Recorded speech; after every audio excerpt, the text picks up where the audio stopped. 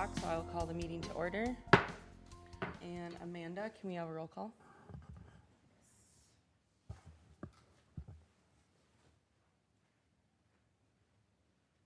I'd be happy to help. Okay, thanks. Let's,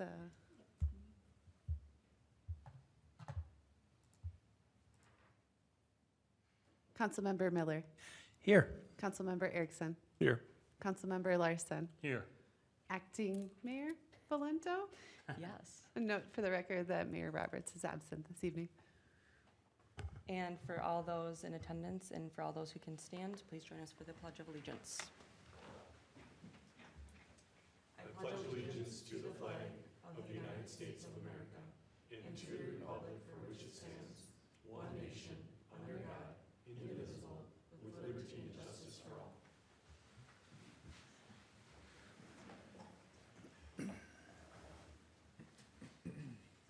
Next, I'll be looking for a motion to approve the agenda or any changes. Make a motion to approve. Second. There's a motion and a second. Any discussion? All those in favor? Aye.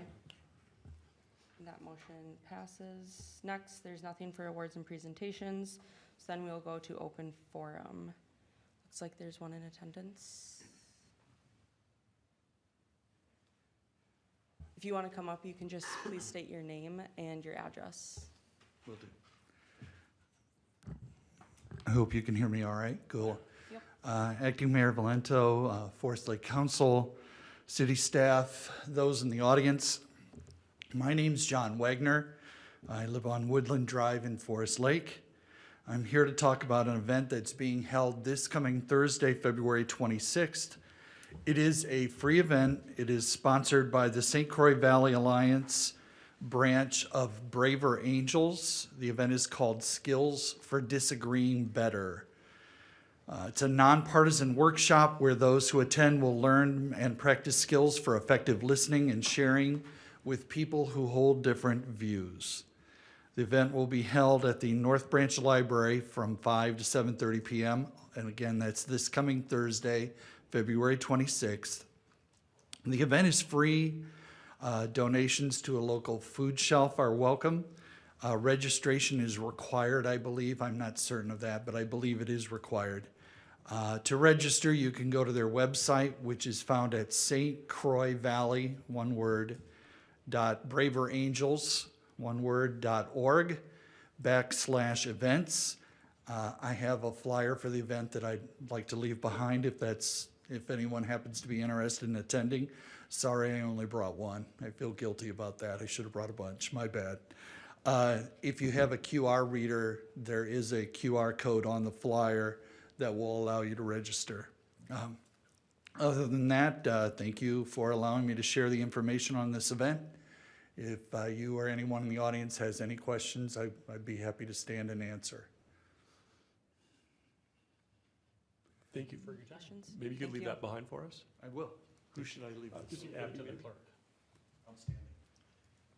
Thank you. Thank you again. Thank you. Thank you.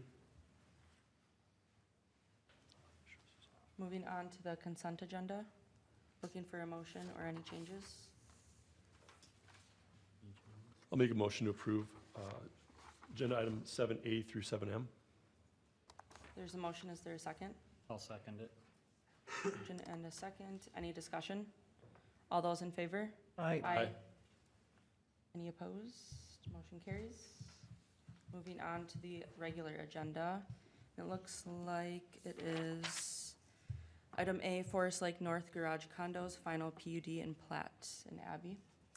Thank you. At your last meeting, you tabled to this evening a public hearing for Forest Road North, the garage condo project. We're not quite ready with those final approvals, and the applicant has requested that you table that one more time. So tonight, staff is recommending you motion to table the Forest Road North Garage final PUD and Plat hearing to March 9th. So moved. I'll second it. Motion and a second. Any discussion? Hearing none. All those in favor? Aye. Aye. Hearing none for being opposed, and that motion is tabled. Moving on to the second item, police chief appointment recommendation, and it will be Councilmembers Larson and Miller. Thank you, Mayor, council members. As you know, Police Chief Rick Peterson announced his retirement effective April 3rd of 2026. In December 2025, Chief Peterson has served the city with distinction and integrity since 2011, and the city of Forest Lake is deeply appreciative of his leadership and dedicated service. In anticipation of Chief Peterson's retirement, and with authorization from the City Council, the city's Personnel Committee initiated an internal recruitment process to fill the upcoming vacancy for the Chief of Police. The city received one application from a qualified internal candidate, Captain Luke Hanegraaff. Captain Hanegraaff brings more than 2 decades of progressive law enforcement experience at the city, county, and state levels. He began his career in 2003 as a sheriff's deputy with Chisago County before joining the city of Forest Lake as a patrol officer, where he served from 2004 to 2011. In 2011, he accepted a position as a special agent with the Minnesota Bureau of Criminal Apprehension, the BCA, serving in that capacity until 2019. He then returned to the City of Forest Lake Police Department, where he has advanced through the ranks from police officer to patrol sergeant to captain. Captain Hanegraaff holds a bachelor's degree in criminology with a minor in psychology and a master of police administration degree. He is also a graduate of Northwestern University School of Police Staff and Command, a nationally recognized executive-level law enforcement leadership program. On February 13th, 2026, the city conducted formal interviews with Captain Hanegraaff. 2 interview panels were convened. The first panel consisted of Wyoming Police Chief Neil Bauer, former Forest Lake Area School District Superintendent and community member Dr. Linda Madsen, EDA member and former police officer Chris Hoyt, and Washington County Emergency Management Director Doug Berglund. The second panel included all members of the city's Personnel Committee and Fire Chief Al Newman. Each panel met with Captain Hanegraaff for approximately 1 hour.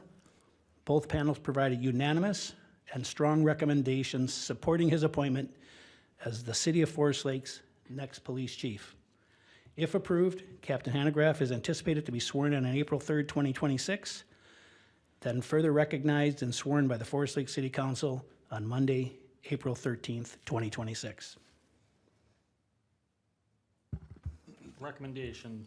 The Personnel Committee recommends that the City Council approve the appointment of Luke Hanegraaff as Chief of Police effective April 3rd, 2026, and establish his compensation at grade 150, step 4 of the city's adopted compensation plan in accordance with the applicable pay schedule and personnel policies. The Personnel Committee further recommends that the City Council authorize staff to initiate an internal recruitment process to fill the resulting captain vacancy ahead of the April 3rd formal appointment.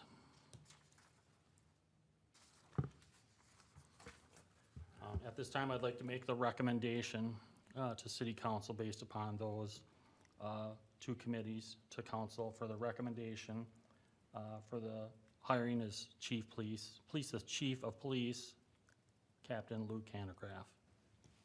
And I would second that. Motion and a second. Please. Any discussion?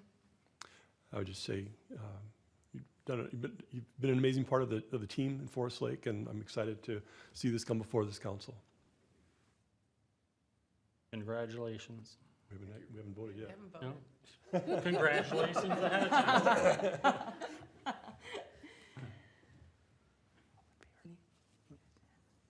Motion and a second. All in favor? Aye.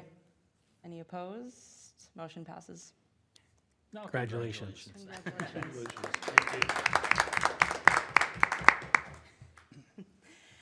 Moving on to item C, median refresh, phase 2, award recommendation, Dave Adams.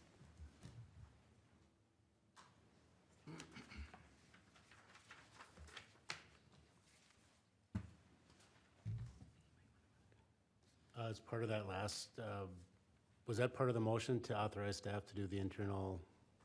Okay. Was it, technically? For, I think your motion only Is it the recommending of the police chief, or did you include the whole internal candidate as well? I can add that to be clear on the record if you'd like. Please make a new motion, please. Sure. So a recommendation to initiate an internal recruitment process to fill the resulting captain's vacancy ahead of the April 3rd formal appointment. Motion, I have a second. there's a second. Any discussion? All those in favor? Aye.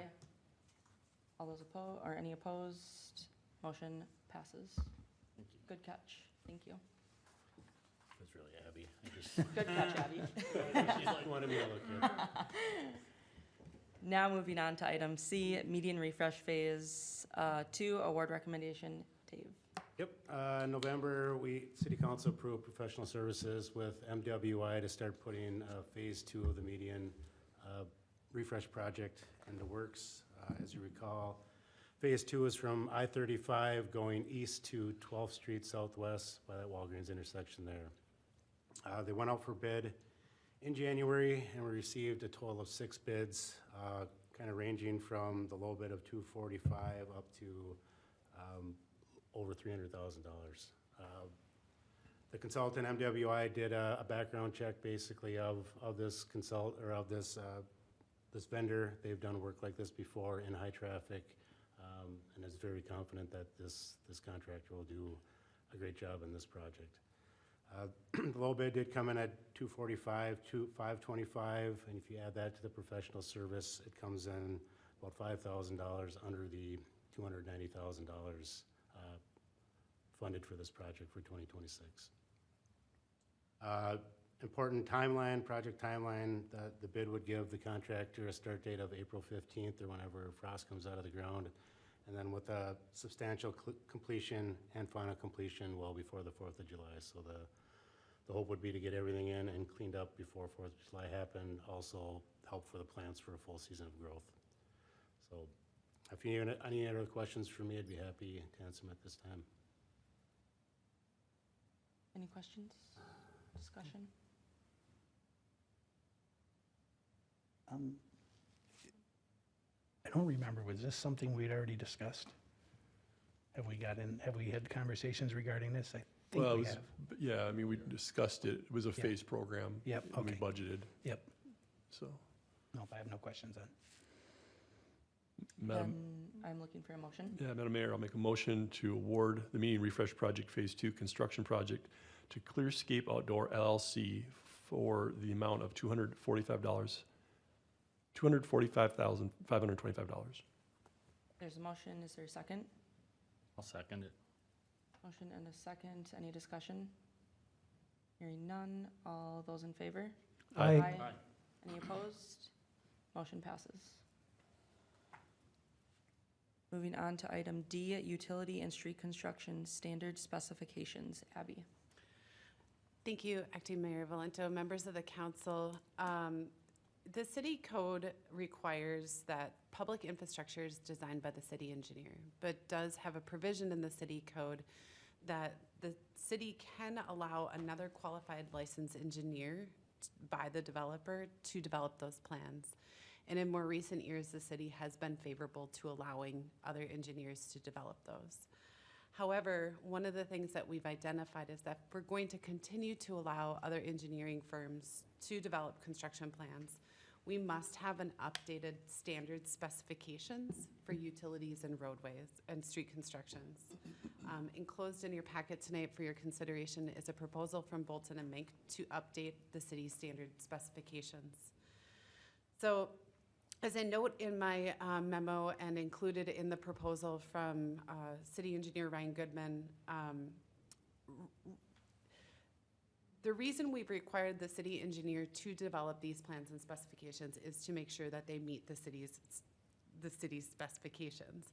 However, there's argument that this can be cost prohibitive, duplicative, and take additional time in our development community. A lot of times, too, it takes a significant amount of time for our city engineering team to look through those specifications to see if they conform to the city standards, and then requesting changes can be cumbersome. Some of these documents, I just about threw a standard spec book in for you that's been recently proposed. Some of these are hundreds of pages. Just thick of paper. So the standard specifications address a range of things from project management and coordination to traffic signs to pavement markings, everything in between. As Ryan noted, the standard specifications ensure consistency, improve construction quality, streamline bidding, and reduce ambiguity during design and field operations. Having clear specifications can make the development process much more efficient and reduce review times. It's going to not only assist the development community, but also the city in the long run as we continue to grow. So Bolton and Mink is proposing to update these standard specifications at a cost of $21,900. To pay for these standard specifications, city staff would be proposing $4,380 come out of each the community development, the general fund, the street fund, and each utility fund, equally sharing amongst those 5 funds to ensure that, because there's a benefit to each of these 5 operations. So staff is asking that you consider this tonight, and we would recommend the city council move to approve the Bolton and Mink standard specifications for utility and street construction proposal at a cost not to exceed $21,900. I do want to note that you have not heard of this before. This is something that's coming to the council as a new thing. Each of our budgets do have line items for professional services for these types of things that come up mid-year. We do have quite often times where we need to engage with services for updates to different documents or new studies. And this is coming up now because we're getting more and more requests from the development community for them to develop the engineered plans and specifications. And we believe that qualified engineering firms can do this, but we do want to put some parameters that at least one component of it we've done and we just hand off to them.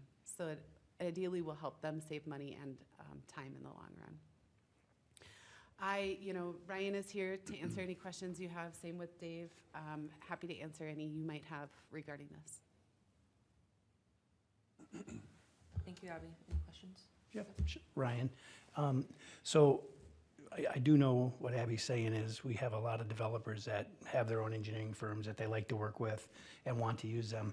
So Bolton and Mink's job would be to put together more of a basic guideline of our city ordinances and rules and regulations, whatever it might be regarding the construction and development. And then they would basically have their engineers work off of those guidelines. And then I'm assuming it would come back to our engineers to review. Is that kind of what the process would be? So basically, we're creating a standard specifications for street utility work. So when a private development comes into town and does the residential developments, they prepare all their stuff on the backside too. So we have to review it, go through it, making sure that all the material specified is what city code, what's aggregate material, piping and all that. All the time there's the copy and pasting that's going on, so that's not the right material. And then worst case scenario, you get to an actual construction project. And then when you're going through shop drawing reviews, now we're gonna have this document completed and it's gonna be referenced that they would have to conform to those requirements within. Now we can always add future sections as things evolve or modifications to this. So it'd be something you might wanna adopt annually with minimum work after this first step here. But it's something also like the Fresh Median project could have specified some of the stuff within it too, that instead of having their own specifications, you got a downtown project potentially coming maybe, who knows, they would reference this too for all the public infrastructure. So it's gonna be used in a combination of that. It's gonna now save a lot of time and money on the development reviews. We're not gonna have to go through all their stuff. It's gonna be documented in here.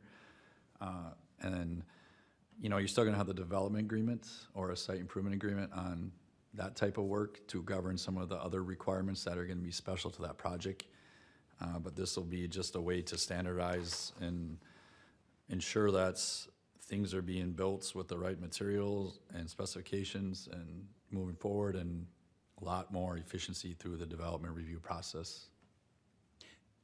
And yeah, so I get all that. So someone comes in, wants to develop a project in our community, which obviously we want everybody to develop projects in our community.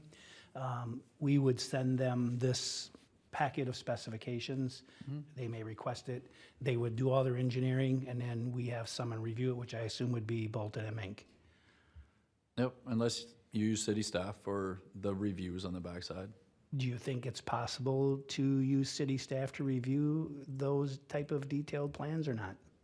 You would still probably be using a consultant because there's a lot of data that's like stormwater. You're looking at stuff that's spit out with software. So you gotta be able to know what you're reading and, you know, how it all integrates and stuff like that. Especially if it gets into, street designs in a particular area, you know, a pavement design is gonna be, the materials of what has to go into the street are gonna be all laid out in here, Okay. so. So ultimately, it should save the developer, or it should save our review staff, whoever it is, time, which would then hopefully save us money. Yep, instead of them having to write that standard specifications for the street utility projects that they're proposing on during the development process, you know, through preliminary plat and final plat review, that'll already be done. They'll just reference that. Now, if for some reason there's something really special out there that's not gonna be in here as a standard specification, then you would just add to it as with a special provision, part of the specification manual. So what would be something, maybe it's some art wall or something, I don't know. I'm just trying to come up with something really weird that you'd have, something that's not gonna be covered in here with 99% of your projects. Councilmember That makes Miller, if I sense. might be able to elaborate, I know we've used the phrase standards a lot. These are the technical specifications of how things are built, right, our public infrastructure. And 99% of the developments will follow the same rules. And so the idea is, on the upfront, developing those technical specifications that we can just hand over, so they don't have to develop them upfront, and then we don't also have to review them later, saving time for both, time and money for both the city and the development community. Yeah, it makes sense. So like I just bring these communities up because I actually have Cottage Groves in my car right now. So Okay. big manual, Woodbury, Cottage Grove, Apple Valley. I mean, all those communities have a standard specifications that they're referencing to be incorporated, to be used in the project approvals of conditions, so. Makes sense. Any other questions? Then I will be looking for a motion. Madam Mayor, I'll move to approve the Bolton and Mink standard specifications for utility and street construction proposal for a cost not to exceed $21,900. There is a motion. Is there a second? I'll second it. Any discussion? Hearing none. All those in favor? Aye. Any opposed? Motion passes.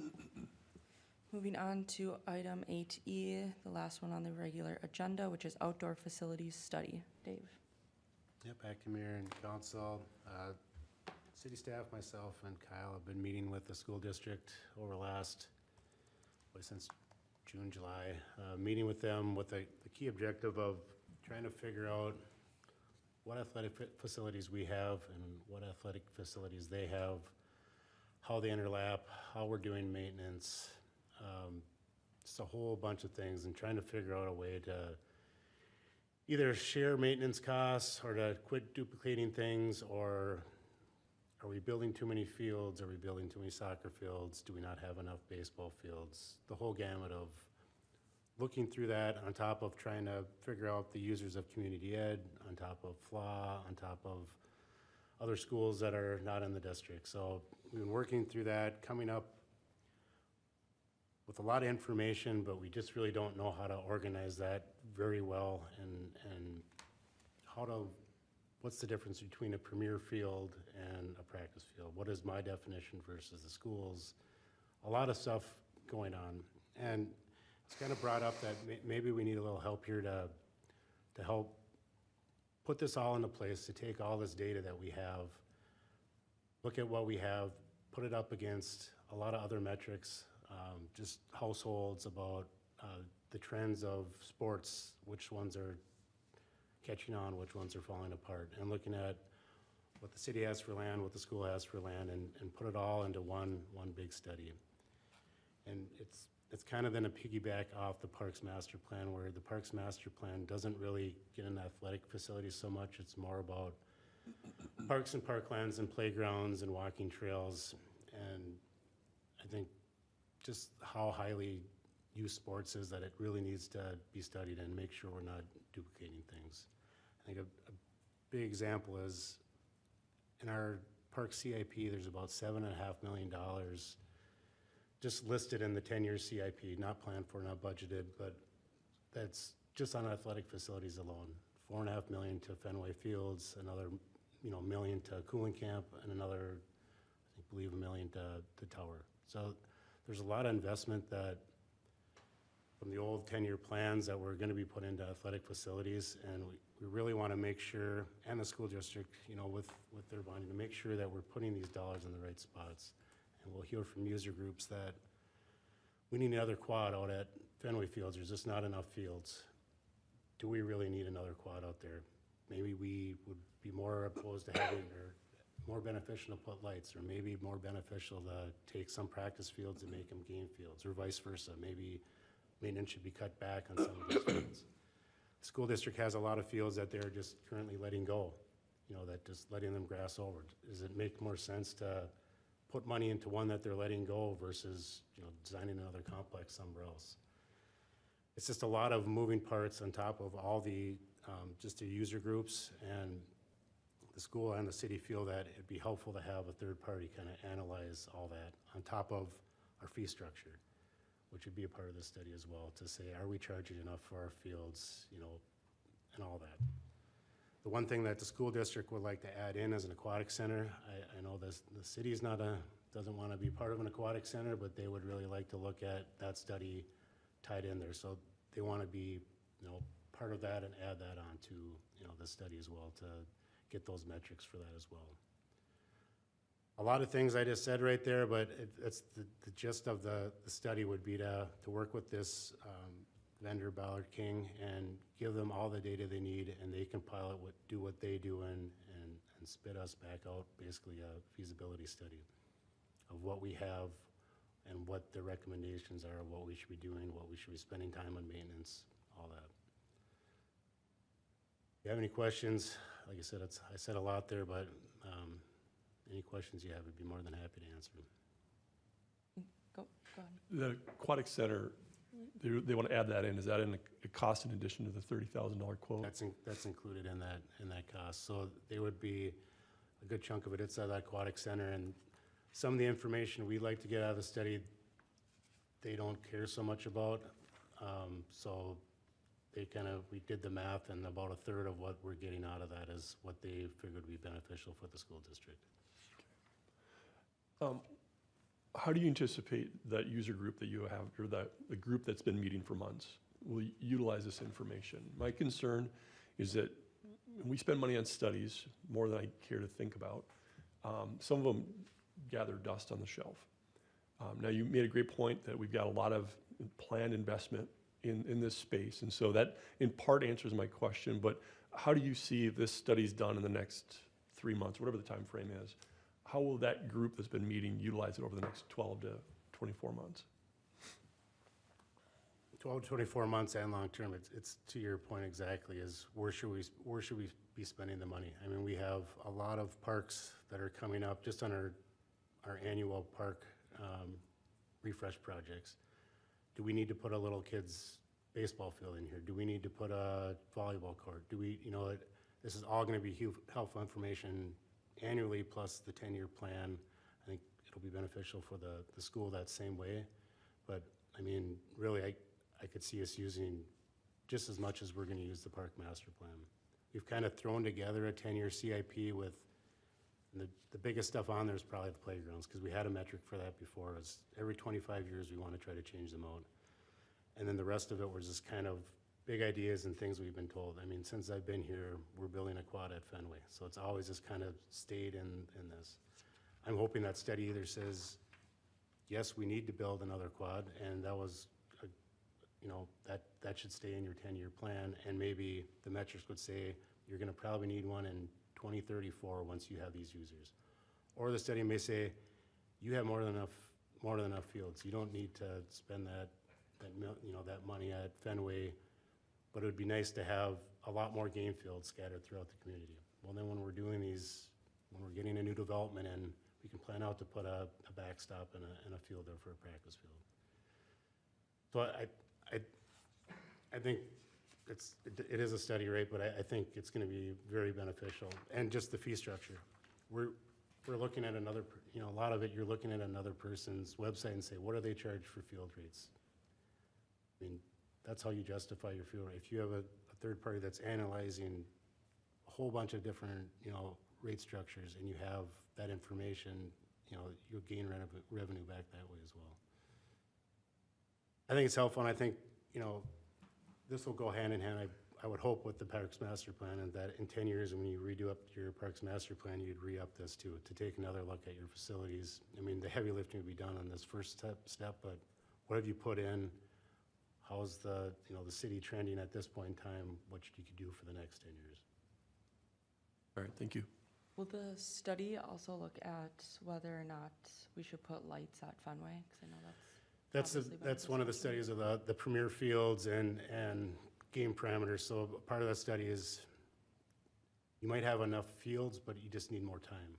Where lights would add, you're kind of gauging game time is between 5 and 9. Well, if you could extend every night till 10 o'clock or 10:30 or weekends all the way till night, the investment in lights may be cheaper than building 4 more fields.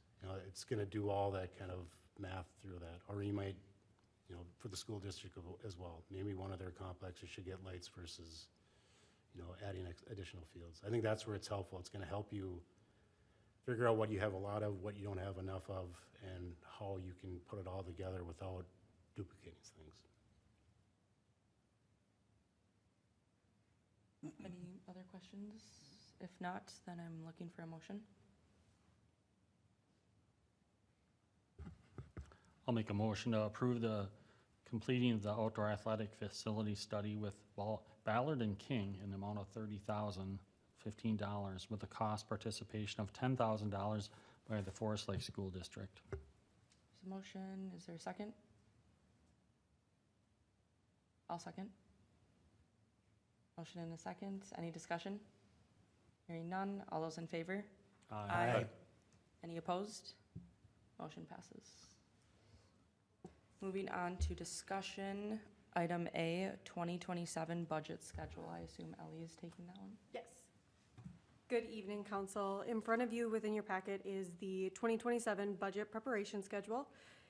Instead of me just reading all the dates, the primary dates are September 14th. We will bring the preliminary budget in front of the council for review. And just as a reminder, that preliminary levy meeting, we can set it at anything we want and we can go down. We just can't go higher than that after that prelim is set. And then on December 14th, we have the truth and taxation meeting scheduled. That is where the final levy will be set and those documents will then go to Washington County. Another important thing to note along with the schedule, it provides 9 opportunities for citizens to come in and speak on what they see those priorities being and what their recommendation is or thoughts on the budget. And then with that, there will also be a survey scheduled. Any questions on the schedule? I have one question. For the survey, it says it's August 4th through the 8th. Is that a survey just for like internal like staff and council, or is that for the public as well? That is for the public. Okay. Because I'm wondering, is 4 days long enough? So we really push it hard those 4 days, but then it won't actually close until the preliminary levy meeting. Oh, okay. Got it. Any other comments, questions? You've not seen any, Leif? No, I was just gonna say, I liked that, we called out that there's 9 opportunities for folks to weigh in and, in addition to the online survey. I think that's important. Hopefully that gets in bold in the newspaper, that people have lots of opportunity, and we want to hear that feedback. That's critically important. As we're trying to make the best decisions we can with a lot of competing, or feels like competing demands. And so having that public input early and often is valuable to this council. Couldn't agree more. Not seeing anything else, then we can move into staff updates. And we'll just go in our normal rotation. So Ellie. Along with this budget schedule, we are going to do some budget workshop fund accounting activities where we look at the way we're recognizing revenues across all capital funds and all operating funds and determining if it's the most effective way to recognize it and present it.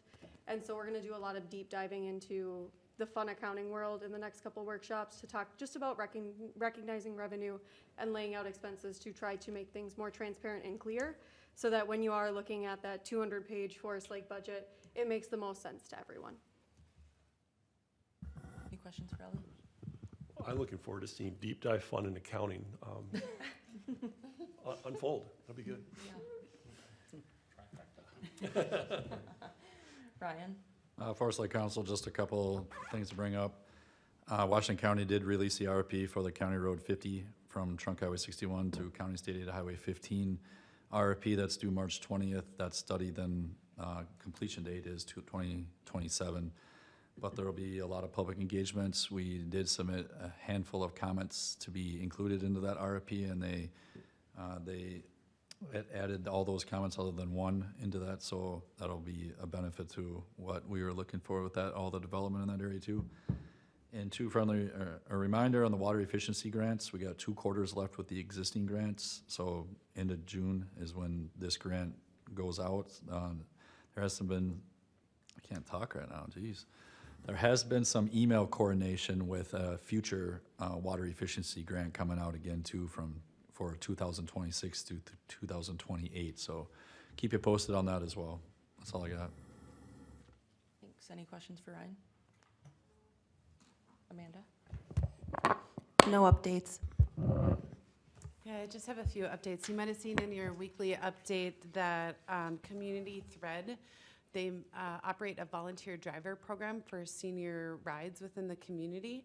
They are doing some informational sessions in March, trying to recruit additional volunteer drivers. It's a flexible program, but we're trying to help get the word out of just how we can maybe help expand that program. It sounds like they have more demand than drivers. It isn't a free service. The people who need rides do pay, but the volunteers do that on their own. So if you know of anybody, please share that within your networks. I also wanted to let you know that earlier today we had an internal meeting. Staff met with our engineering water resources team to look at watershed district rules in both Rice Creek Watershed District and Comfort Lake Forest Lake District in anticipation of their regulatory changes they're going to contemplate this year. Tomorrow we will have representation at the Rice Creek Watershed District Regulatory Partners meeting who's going to advocate for some of the potential policy changes. But I anticipate that in your March workshop, we'll be having a discussion on some of those policy points and how we continue to advocate for potential rule changes that help benefit the city of Forest Lake and our development community. And then lastly, the Planning Commission this week will be holding a hearing on Hidden Creek South. That's a preliminary plat of new single-family dwellings or new single-family neighborhood extending from the existing Hidden Creek. Will wrap back around to the parkway, a parkway extension, and then new single-family residential on the east side of the expanded parkway. You've seen the concept plan. We held a neighborhood meeting last week or the week before, and there was one person other than the landowners that showed up. So it sounds like, or it appears that the neighborhood might understand what's going on and be supportive. But there is that public hearing later this week on Wednesday. Any questions? Questions? Not about that, but you did mention the March workshop. Are we contemplating moving that date? That is being contemplated. I believe Jolene will have that on your next regular meeting agenda for formal action to move that. Thank you. Dave? Just one update. The Parks Master Plan open house was held tonight upstairs in the community room. Decent turnout. We're also having a online survey that's closing in on 500 responses. So we're getting some good feedback for the master plan. That is about 3/4 of the way through. Hopefully we'll be at the April Parks Commission for recommendation for approval and then be at the City Council level probably at the beginning of May. That's all I have for now. Any questions for Dave? Soon to be sworn in Police Chief Hanegraaff. Thank you, Madam Mayor and Council. I just wanted to say I appreciate the support from the council for allowing us for the additional staff. You could see in your consent agenda that we gave 5 conditional offers. That's 5 out of 6 for this year. We'll stagger start them, and we'll hopefully have them all on board and off on their own by July 4th. That's very exciting. We also have our newly funded police administrative assistant started. That is working out very well. And then also Saturday, we have the Rotary Plunge, and we have a team from the city that will be jumping. And fortunately, I'll get to jump twice with the city and with the Forest Lake High School softball team. Any questions? Are department heads jumping? Dave? Lucas, he's representing all department heads by now. That's the initiation. Yeah. Very exciting. Any questions? Hearing none. Amanda? No updates. Cool. Then we will go into mayor and city council updates, and we'll start with Councilmember Miller. I have none, thank you. I'll just go with myself, since I'm only acting mayor. I don't have any, so then makes it easy. Councilmember Erickson. Nothing this evening. Councilmember Larson. I'd like to echo Abby's comment. There is a planning commission meeting on Wednesday at 6 o'clock.